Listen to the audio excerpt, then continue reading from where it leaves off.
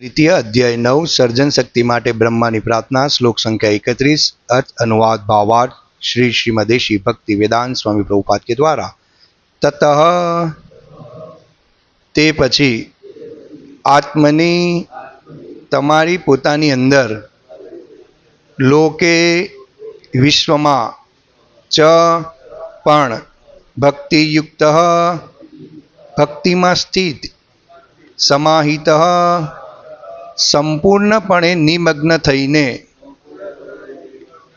द्रष्टा असी तमे जोशो माम मने तत्तम सर्वत्र व्यापेला ब्रह्मन हे ब्रह्मा मयी मारामा लोकान समग्र विश्व त्वम तमे आत्मनः जीवात्माओ।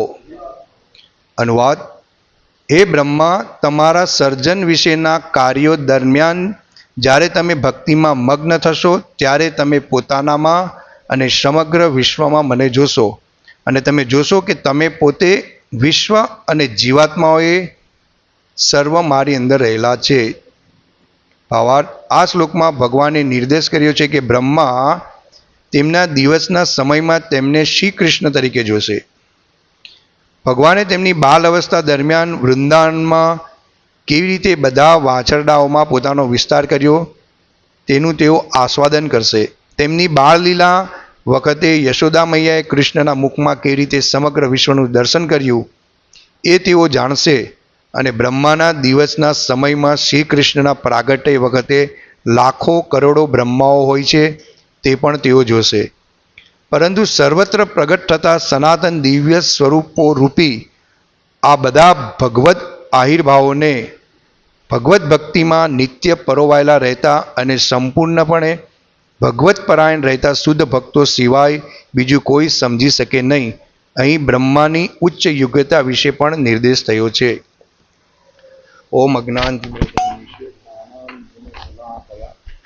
चक्षुरुन्मिलितं तस्मै श्री गुरुवे नमः। वन्देऽहं श्री गुरुः श्रीयुतपदकमलं श्रीगुरुन् वैष्णववाच श्रीरूपं साग्रजातं सहगण रघुनाथावितं तं सजीवनं साद्वैतं सावधूतं परिजनसहित कृष्ण चैतन्यदेवं श्रीराधा कृष्णपादान् सहगण ललिता श्रीविशाखान्वितान् च। हे कृष्ण करुणा सिंधु दीनबन्धु जगत्पते गोपेश गोपिकान्त राधाकान्त नमस्तुते। तप्त कांचन गौरांगी राधे वृंदावनेश्वरी वृषभानुसुते देवी प्रणमामि हरिप्रिये। वाञ्छा कल्पतरुभ्यश्च कृपा सिन्धुभैव च पतितानां पावनेभ्यो वैष्णवेभ्यो नमो नमः। श्री कृष्ण चैतन्य प्रभु नित्यानंद श्री अद्वैत गदाधर श्रीवासादि गौर भक्तवृंद। हरे कृष्णा कृष्ण कृष्ण हरे हरे हरे राम राम राम हरे हरे। तत आत्मनि लोके च भक्ति युक्तं समाहित द्रष्टासि मां तत ब्रह्मण्य मयि लोकांस्ततत्वत आत्मनः। भगवान ब्रह्माजी ने एडवांस में बधु कही दे। सृष्टिनु सर्जन करवा माटे ब्रह्माजी प्रार्थना करे। आ श्लोक बहुत महत्वपूर्ण है। भगवत भागवतमना दरेक श्लोक महत्वपूर्ण है, दरेक दिव्य है। पण एक भगवानना भक्त જ્યારે ભગવાનને પ્રાર્થના કરે છે અને સંપૂર્ણ રીતે શરણાગત થાય છે અને ભગવાન એને કોઈ કાર્ય સોંપે છે અને કઈ રીતે સફળ થાય એ માટે ભગવાનને કઈ રીતે કેન્દ્રમાં રાખવા અને ભગવાનનું ધ્યાન ધરીને દરેક રીતે હું જે પણ કંઈ કાર્ય કરી રહ્યો છું તેમાં ભગવાને મને ખાલી નિમિત્ત કર્યો, બાકી ભગવાને જ બધું આ કાર્ય સંપૂર્ણ કરી દીધું। અહીંયા બ્રહ્માજી બહુ મોટી શીખ આપે છે આપણને। બ્રહ્માજીને કાર્ય સોંપ્યું છે અહીંયા અને ભગવાન એને કહે પ્રભુપાદ તાત્પર્યમાં લખે તથા આત્મની લોકે આત્મની પોતાની અંદર એટલે બ્રહ્માજી જ્યારે આ વિસ્તાર કરશે ત્યારે જોશે કે અંદર ભગવાનની લીલાઓ બધી થઈ રહી। ભગવાન કૃષ્ણ અનેક લીલા કરશે, અને એનો અનુભવ આનંદ આ બ્રહ્માજી પ્રાપ્ત કરશે, અને આ કાર્ય ભગવાન એના શુદ્ધ ભક્તને સોંપે. ગમે તે વ્યક્તિને સોંપતા નથી, કે જેની યોગ્યતા હોય. અને શુદ્ધ ભક્તિ દ્વારા જ આ ભગવાનનો આનંદ આપણે પ્રાપ્ત કરી શકીએ છીએ, અને આ લીલાઓને આપણે સમજી શકીએ છીએ કે વાસ્તવિક ભગવાન ભોગતા છે. બાકી શ્રીમદ ભાગવતમ આપણે દરેક જગ્યાએ આપીએ, આપણે પોતે પણ વાંચીએ છીએ, પણ એકવાર વાંચીએ તો આપણને રિયલાઇઝ નથી થતું. જેમ જેમ આપણે એને રીડિંગ કરીએ, ભક્તોના સંગમાં રહીએ છીએ, અને હૃદયથી જ્યારે એને ગંભીરતાથી એક એક શબ્દનું આપણે આસ્વાદન કરીએ છીએ, ત્યારે આપણને આ બધો અનુભવ થાય કે વાસ્તવિક આપણે જે બ્રહ્મા જે બનાવ્યું છે તેની અંદર આપણને આમાં ભગવાનનો આનંદ પ્રાપ્ત કરવા માટે બ્રહ્માજી આપણને મોકલ્યા છે. જે રીતના ભગવાને બ્રહ્માજીની આ સેવા સમર્પિત કરી. એટલે પ્રભુપાદ લખે છે કે હે બ્રહ્મા, તમારા સર્જન વિશેના કાર્યો દરમિયાન જ્યારે તમે ભક્તિમાં મગ્ન થશો, જ્યારે બ્રહ્માજી આ કાર્ય કરશે તે દરમિયાન જ્યારે ભક્તિમાં મગ્ન થશો, ત્યારે તમે પોતાના અને સમગ્ર વિશ્વમાંને જાણશો. એટલે કાર્ય કરતાં કરતાં ભક્તિમાં મગ્ન, એટલે કે આ દરેક જે હું કાર્ય કરી રહ્યો છું, જે મને કાર્ય સોંપવામાં આવ્યું છે, એ બધું ભગવાન દ્વારા જ આ થઈ શકે છે, મારા દ્વારા થઈ શકતું નથી. અને આને મને નિમિત્ત બનાવ્યો છે, અને ભગવાને મને યોગ્યતા પ્રદાન કરી છે. એટલે દરેક જ્યારે હું કાર્ય કરી રહ્યો છું એ ભગવત કૃપાથી થઈ રહ્યું, અહમ મમેથી, મારાથી નથી થઈ રહ્યું. આજે આપણે જો દરેક લોકો કાર્ય કરે છે તો એમ વિચારે કે આ મેં કર્યું. કોઈ પણ એ ભૌતિક કાર્ય હોય, વાસ્તવિક ભૌતિક કાર્યમાં જ લોકો આવું વિચારે છે કે આ મારા દ્વારા કાર્ય સંપન્ન થાય. જે પણ કંઈ પ્રગતિ કરે છે આજે વાસ્તવિક આધુનિક યુગ, ગેઝેટ, ઇન્સ્ટ્રુમેન્ટ ઇત્યાદિ, તેમ વિચાર કે આ હું કરું. પણ વાસ્તવિક બુદ્ધિ તો ભગવાન જ એને પ્રદાન કરે છે, ભૌતિક બુદ્ધિ હોય કે આધ્યાત્મિક બુદ્ધિ હોય. એવી રીતના અહીંયા બ્રહ્માજી એક ક્ષણ માટે પણ ભગવાનનું ચરણ કે સ્મરણ છોડતા નથી. એટલે બ્રહ્માજી ભગવાનને પ્રથમ પ્રાર્થના કરે કે મારામાં અહંકાર નહીં આવી જાય, એ માટે હું આપની શરણ ને આપનું સ્મરણ કદાપી ભૂલું નહીં.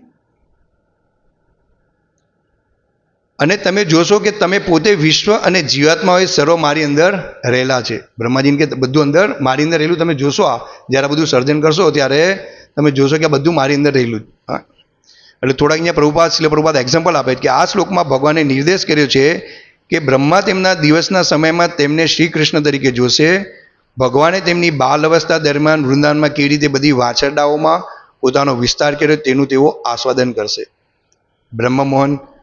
મોહિન જે લીલા છે, જ્યારે ગોપ બાળકનું બ્રહ્માજીએ અપહરણ કરી નાખેલું અને ભગવાને વિષ્ણુ તત્વએ દ્વારા એનો વિસ્તાર કરેલો ગોપ બાળક અને વાછરડાનો. આ ભગવાન એડવાન્સમાં એને જણાવે, તમે સમજો કે તમે એનો આસ્વાદન કરશો.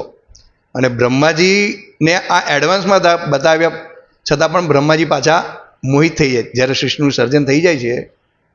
અને આ કંઈ ભગવાન હોય છે કે ગોપ બાળકોનું હેઠું ખાય છે, એની સાથે રમે છે, કોઈની પીઠ પર ચડી જાય. તો જો ભગવાનની માયા કેટલી ખતરનાક છે કે બ્રહ્માજી પણ મોહિત થઈ જાય. વાસ્તવિક બ્રહ્માજી શુદ્ધ ભક્ત છે, પણ આપણને સમજાવવા માટે આ ભગવાન બધી લીલા કરે કે વાસ્તવિક ભગવાન કોઈ સાધારણ વ્યક્તિ નથી. તેમની બાળ લીલા વખતે યશોદા મૈયા કૃષ્ણના મુખમાં કરી સમગ્ર વિશ્વનું દર્શન કર્યું તેઓ જાણશે. જ્યારે ભગવાન માટી ખાય છે ત્યારે માતા કહે કે મુખ ખોલો, અને એમાં ભગવાન આખા વિશ્વના દર્શન કરાય યશોદા માતાને, કે દરેક વિશ્વ ભગવાનના મુખમાં રહેલું. આ ભગવાન કરી શકે, સાધારણ વ્યક્તિ આજે કરી શકતા નથી. જે લોકો એમ કહે છે કે અમે પણ ભગવાન છે, કોઈ કે ભગવાન જેવું કશું છે નહીં, તમે પણ ભગવાન, અમે પણ ભગવાન, ભગવાન નિરાકાર છે. તો અહીંયા બ્રહ્માજી એ પડદો ખુલ્લો કરે છે કે ભગવાન નિરાકાર નથી, ભગવાન શાશ્વત હાજર છે અને બ્રહ્માજીને ભગવાન બંને સન્મુખ વાત કરી રહ્યા છે અને ભગવાન ભૂત ભવિષ્ય અને વર્તમાનમાં શું થવાનું છે તે ભગવાન અહીંયા બ્રહ્માજીને બતાવી રહ્યા છે. આપણે ભૂત ભવિષ્ય વર્તમાન નથી જાણી શકતા, યાદ પણ નથી રહી શકતું, ભવિષ્યની તો વાત જ છોડો. હા, તો આ રીતે બ્રહ્માના દિવસના સમયે શ્રી કૃષ્ણ પ્રાગટ્ય લાખો કરોડો બ્રહ્મા હોય છે તે પણ તમે જોશો.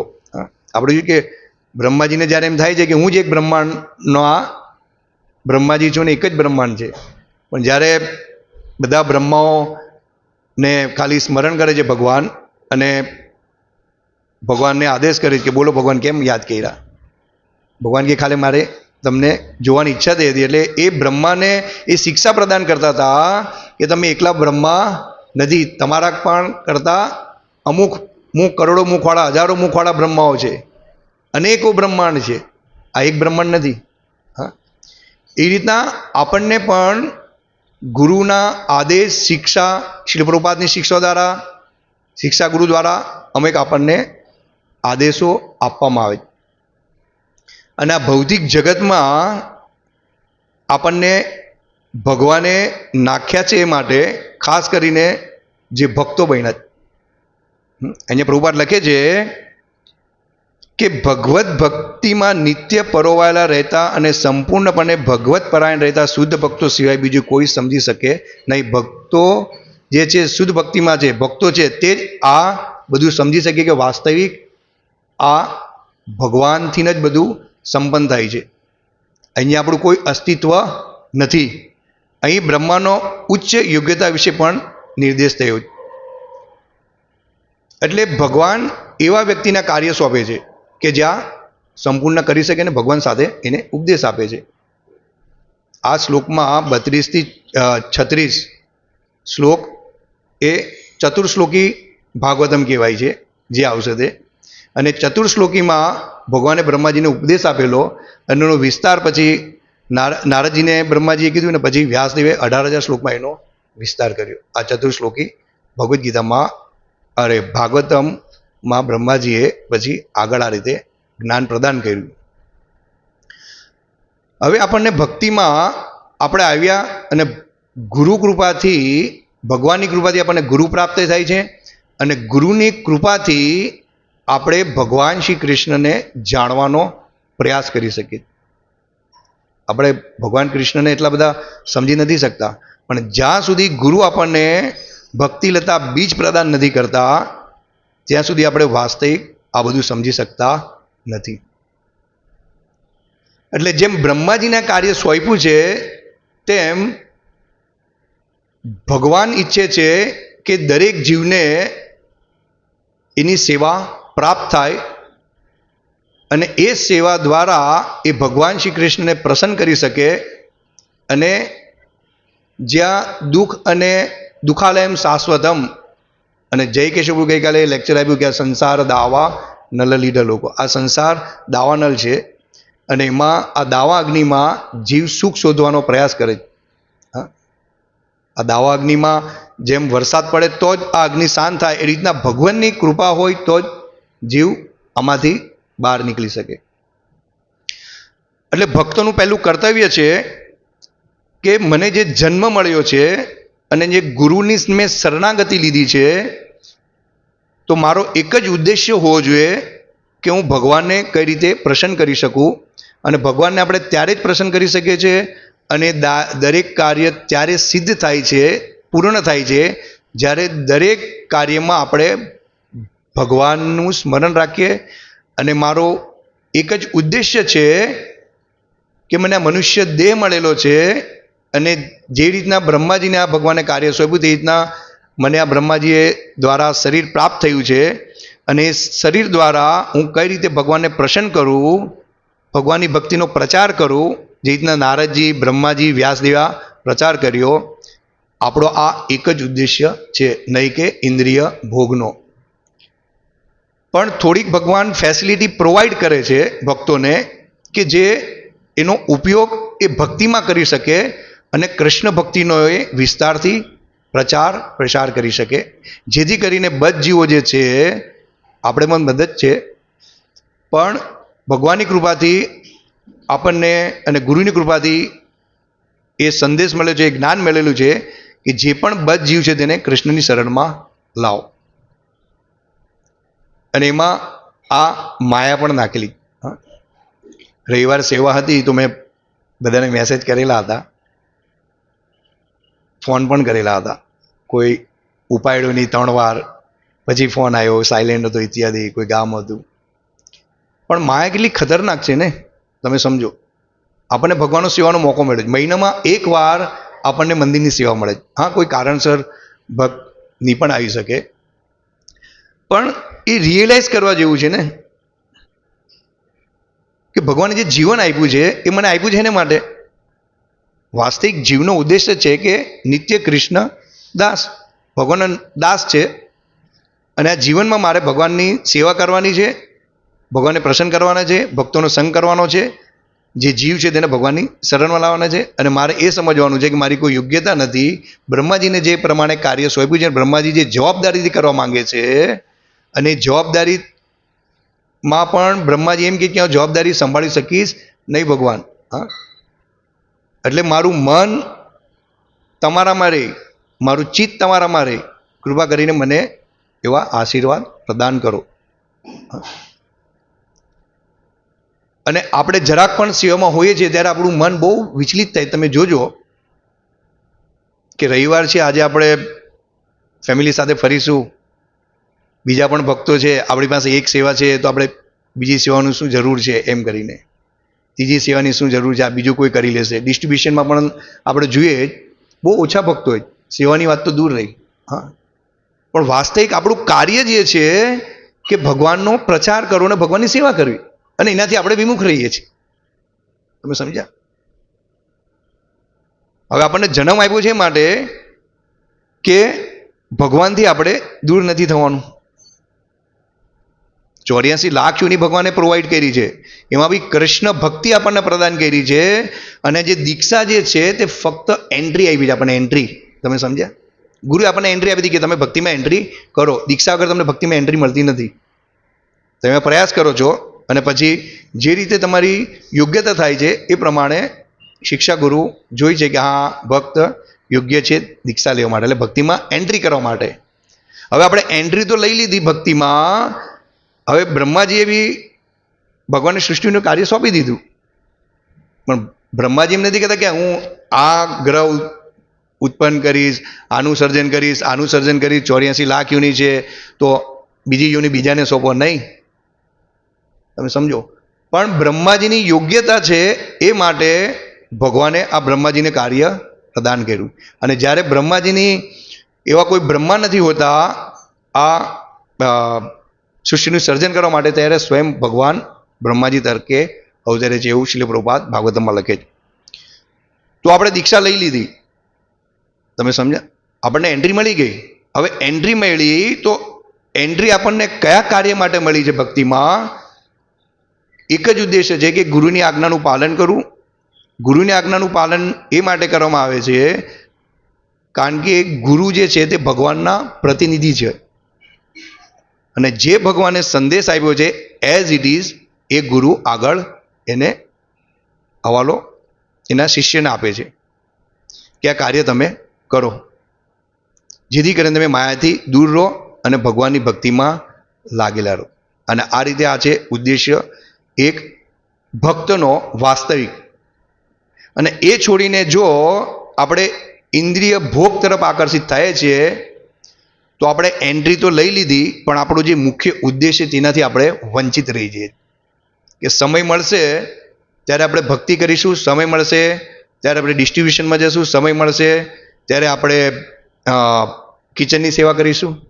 હા, અને આ સેવામાં પણ ભક્તોએ આનંદ લેવો જોઈએ. એવું નહીં વિચારવું જોઈએ કે હું જ સેવા કરી રહ્યો, અને ભક્તો એવું નથી વિચારતા. પણ જ્યારે ભક્તો ઓછા હોય છે, સેવામાં નથી હોતી, ત્યારે ભક્ત બીજો ભક્ત વંચિત એ માટે થાય વિચલિત કે જો એ હતે તો હું આ કાર્ય સારી રીતે સંપૂર્ણ કરી શકું. બાકી ભક્ત કાર્ય કરે જ કે ભગવાનની ઈચ્છા. જે પણ ભક્તો સેવામાં આવ્યા નથી આવ્યા તો કંઈ નહીં, ભગવાનની ઈચ્છા. પણ ખરેખર ભક્તોનું ઉદ્દેશ્ય છે કે જ્યારે પણ આપણને સેવાનો મોકો મળે, કોઈ પણ હોય, હાઉસ પ્રોગ્રામ હોય, સન્ડે હોય, ભગવાનના ફેસ્ટિવલ હોય, સૌ પ્રથમ લાખો કરોડોના કામ છોડીને પણ આપણે ભગવાનની સેવામાં જવું, આ બ્રહ્માજીનો આદેશ છે, ભગવાનનો આદેશ છે. આપણો ઉદ્દેશ્ય જ આ છે. આપણે ઇન્દ્રિય તૃપ્તિ આપણને દરેક યોનિમાં મળવાની.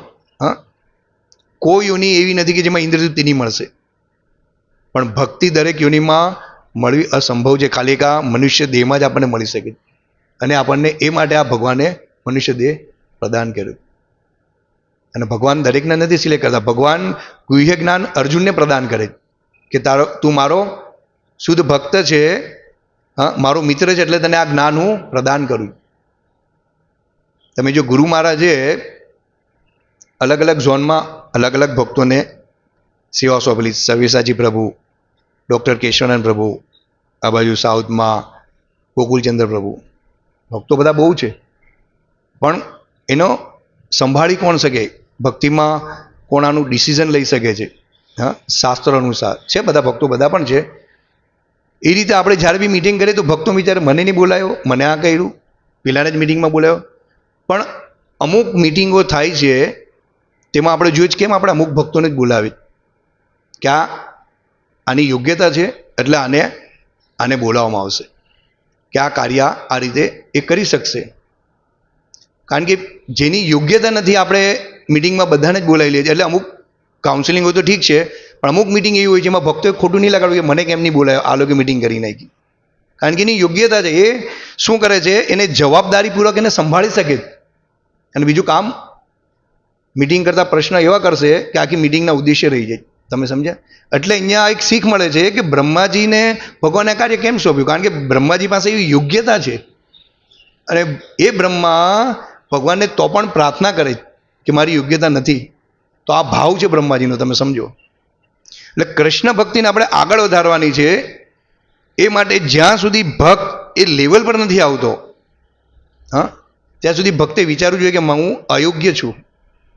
આટલા સમયથી હું ભક્તિમાં છું, ગુરુના પ્રવચનો સાંભળું છું, શ્રીલ પ્રભુપાદના પ્રવચનો સાંભળું છું, રીડિંગ કરું છું, ભક્તોનો સંગ કરું છું, તો આમાંથી હું શું શીખ લઉં?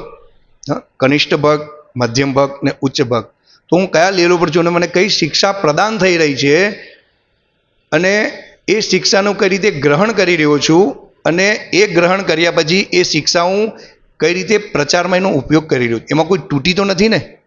હા, કૃષ્ણ અપ્રસન્ન કરી શકે એવી કોઈ તો વાત નથી કરી રહ્યો ને? હા, તો આ ટાઈપના લીડર છે, અને એ રીતે લીડર સિલેક્શન કરીને એ આગળ મૂકે કે જે રીતને એ આ કૃષ્ણ ભક્તિને આગળ વધારે. તમે સમજ્યા? આપણો ઉદ્દેશ્ય એ છે. હવે અહીંયા આપણે જોઈએ કે મંગળા આરતીમાં પણ બહુ ઓછા હોય, કેટલું આપણે લખીએ છીએ, કારણ કે સવારના તો કોઈ હોતી નથી, નોકરી ઇત્યાદિ. તો સમજ્યા? તો આપણો જીવનનો ઉદ્દેશ્ય એ નહીં હોવો જોઈએ કે આપણને દીક્ષા મળી છે, નામ મળી ગયું, 4 નિયમનું પાલન કર્યું, અને થોડું ઘણું જે મળી તે સેવા કરી, બાકી બધા કર્યા કરશે. આ રીતે આપણને ભગવત પ્રાપ્તિ કદાચ પણ નહીં થશે. એક આપણું કલ્યાણકારી કાર્ય થશે, આપણે ધીરે ધીરે આગળ વધશું, પણ જે આપણો ગોલ છે એ નહીં થશે. નકર આપણને ઉચ્ચ ગ્રહ પર જન્મ મળશે, રીચ કુટુંબમાં જન્મ મળશે, અને રીચ કુટુંબમાં જ્યાં પૈસો હશે, જ્યારે અત્યારે આપણે ઇન્દ્રિય તૃપ્તિ કરીએ છીએ, અને આપણી અંદર જે કામ, ક્રોધ, મોહ, લોભ ઇત્યાદિ જે ભરેલું છે, ચેતો દર્પણ માર્જન એ આપણું થયું નથી, અને આપણી થોડીક પણ ડિઝાયર્ડ છે, ઈચ્છા છે, પ્રભુપાદ કે ત્યાં સુધી આપણે ભગવતધામ જઈ શકીશું નહીં. અને બીજા જન્મમાં આપણને પાછો રીચ કુટુંબમાં પણ જન્મ મળે છે, તો આપણે તે ઇન્દ્રિય ભોગ વધારે કરીશું, અને ભગવાનનું આપણને વિસ્મરણ થશે. કારણ કે કળિયુગનો પ્રભાવ અને માયાનો પ્રભાવ વધી રહ્યો. એટલે સાધુ સાવધાન ભક્તોએ ખાસ સાવધાન રહેવા જેવું છે. હા, એક બ્રહ્મા પાસે કેટલી મોટી સેવા તમે વિચારો. હા, સૃષ્ટિનું સર્જન કરવાનું, ગ્રહોને તરતા મૂકવાના, હા, બ્રહ્માંડની અંદર અનેકો ગ્રહો બનાવવાના, અને એનું સંચાલન કરવાનું, દેવતાઓને ઉત્પન્ન કરવાના, અસુરો પણ ઉત્પન્ન થાય છે. હા, 84 લાખ યોનિ, અને આ બ્રહ્માજી આ કાર્ય સંભાળી રહ્યા છે.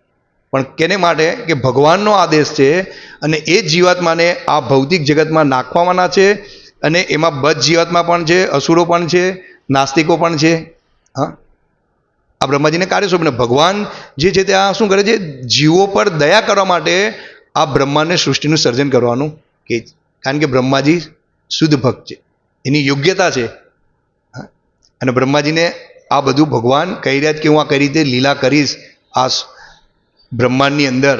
હા, તો આ રીતે આપણો એક કોન્સેપ્ટ હોવો જોઈએ કે સૌ પ્રથમ આપણે ભક્તિને પ્રાયોરિટી આપવાની, અને દરેક જગ્યાએ આપણે સ્મરણ કરવાનું છે કે ભગવાને મને આ અહીંયા જન્મ જ આપ્યો છે એમની સેવા માટે, અને હું જરાક પણ આ સેવાથી વિચલિત થઈશ કે એનાથી દૂર ભાગીશ તો હું ભગવાન સાથે છેતરપિંડી કરી રહ્યો. હા, સમજ્યા? આ માયા આ બહુ ખતરનાક છે, અને આ ભક્તિનો આપણને એન્ટ્રી આપી દીધી છે, પણ જો આપણે આ રીતે એને સમજશું નહીં, ભક્તિના અર્થે લેશું નહીં, તો આપણે ખાલી દરવાજા પર જ ઊભા રહીશું. વાસ્તવિક જે ઉદ્દેશ્ય છે, જે આનંદ છે, હા, ભગવાન આપણને સેવા સોંપેલી, કેટલી સરસ સેવા સોંપી, કોઈ ખર્ચો નથી. અહીંયાથી આપણને ગાડીમાં ડિસ્ટ્રીબ્યુશનમાં લઈ જવામાં આવે, હા, બધી તૈયારી કરવામાં આવે, દરેક ભક્તને કંઈક સેવા સોંપવાની કે તમે કાર્ટૂન ઉતારો, તો કેટલો એને આનંદ થવો જોઈએ કે હું આ કાર્ટૂન નીચે લઈ રહ્યો છું, મારા હાથમાં શ્રીમદ ભાગવતમ છે, અખિલ બ્રહ્માંડનો નાયક, હા, એની આ લીલા મારા હાથમાં છે. આ ભગવદ્ ગીતા જે ભગવાને અર્જુનને કીધેલી હતી, કેટલી મોટી સેવા છે. આ કોણ કરવાનું? લોકો સૂતેલા છે અને એને જગાડવાના છે અને એને આ આપવાનું. અને આ રીતે જ્યારે જીવ આનંદથી આ સેવા લે છે અને એનું આસ્વાદન કરે, એની ભક્તિમાં પ્રગતિ થાય. હા, અવશ્ય પ્રગતિ થાય.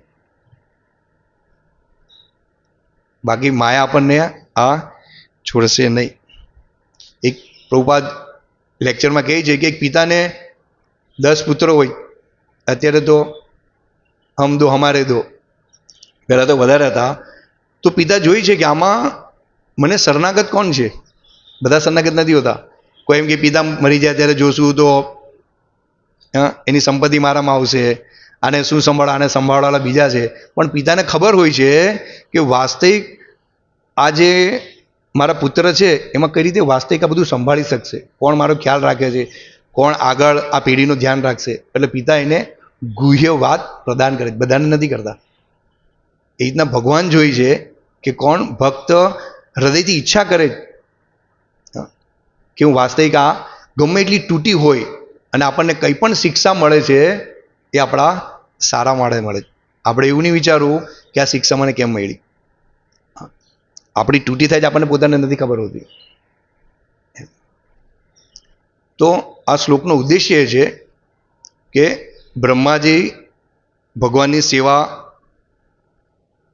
ઈચ્છાથી સ્વીકારે છે, અને એ સેવા કરવા માટે બ્રહ્માજી ભગવાનને પ્રાર્થના કરે છે કે આ સેવાને મને લાયક બનાવો.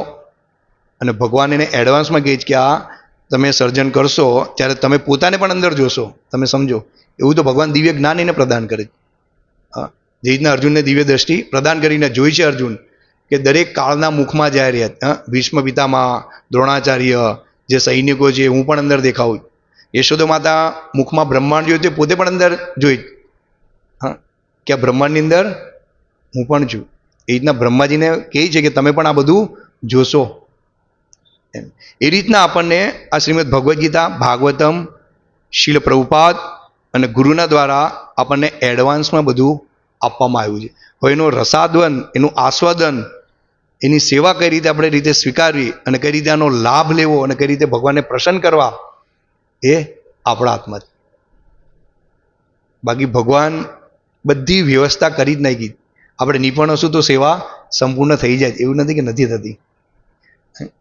એટલે મેં મેસેજમાં લખેલું કે કોઈ ભગવાનની સેવાથી વંચિત નહીં રહી જાય, કારણ કે એમ જો લખ્યું હોય કે ભાઈ તમે આવતા નથી, તમે આવજો, તો ખોટું લાગે. એટલે ભગવાનની સેવાથી વંચિત આપણે રહી જાય જ ને એમ. તો આ જ એક ઉદ્દેશ્ય હોવો જોઈએ આપણો, ભગવાનને પ્રસન્ન કરવાનો. અને મનુષ્ય દેહ જ આપણને એ માટે મળ્યો છે આ વિશિષ્ટ કાર્યો માટે. આ વિશિષ્ટ કાર્ય છે જે બ્રહ્માજીને આ બધા વિશિષ્ટ કાર્ય સોંપ્યા. અને એ દરમિયાન ભગવાન કહે છે કે જ્યારે તમે ભક્તિમાં મગ્ન થશો ત્યારે તમે પોતાના અને સમગ્ર વિશ્વમાં મને જોશો. એટલે આપણે જ્યાં સુધી ભક્તિને સંપૂર્ણ રીતે શુદ્ધતા તરફ આપણે આગળ નથી વધી શકતા ત્યાં સુધી આપણને આ સેવાનો આનંદ નહીં મળશે. એટલે જપ, રીડિંગ બહુ ધ્યાનપૂર્વક કરવા જોઈએ. અને ભગવાને મને આ જગતમાં લાવ્યો છે એનું કાર્યમાં મને શું કર્યું, મોકો આપ્યો. જે રીતના બધા રામાયણમાં બધા દેવતાઓને ભગવાને કોઈ વાનરમાં રૂપમાં બધા દેવતાઓ હતા, હા, ભગવાનની સેવા માટે આવેલા હતા. એ રીતના આપણને ભગવાનની સેવા માટે આ જગતમાં મૂકવામાં આવ્યા છે, ખાસ કરીને ભક્તોને. ને જ્યારે આપણે સેવાથી વિચલિત થાય ત્યારે સમજવું કે આપણે સ્વતંત્રતાનો દુરુપયોગ કરવા માંગીએ છીએ, કે થોડીક ઇન્દ્રિય તૃપ્તિ પણ કરું અને થોડીક ભક્તિ પણ કરું. તો આ રીતે આપણે શુદ્ધ ભક્તિ તરફ આગળ નથી વધી શકતા, ભગવાનનો ઉદ્દેશ્ય નથી સમજી શકતા, ગુરુનો આદેશ નથી સમજી શકતા, અને આપણે જે પણ કંઈ રીડિંગ કરીએ છીએ તે પણ આપણને માથાની ઉપરથી વહી જાય. પણ છતાં પણ ભક્તિમાં મોટો, થોડી ઘણી સેવા કરે, બહુ મોટો ફાયદો છે, બહુ મોટો લાભ છે આધ્યાત્મિક. પણ આપણે ત્યાં સુધી નહીં રહેવું જોઈએ. વાસ્તવિક આપણે સંપૂર્ણ જીવન ભગવાન માટે સમર્પિત કરી જોઈએ. હરે કૃષ્ણ. શ્રીમદ ભાગવતમ કી જય. શ્રીલ પ્રભુપાદ કી જય. વાંછા કલ્પતરુભ્યશ્ચ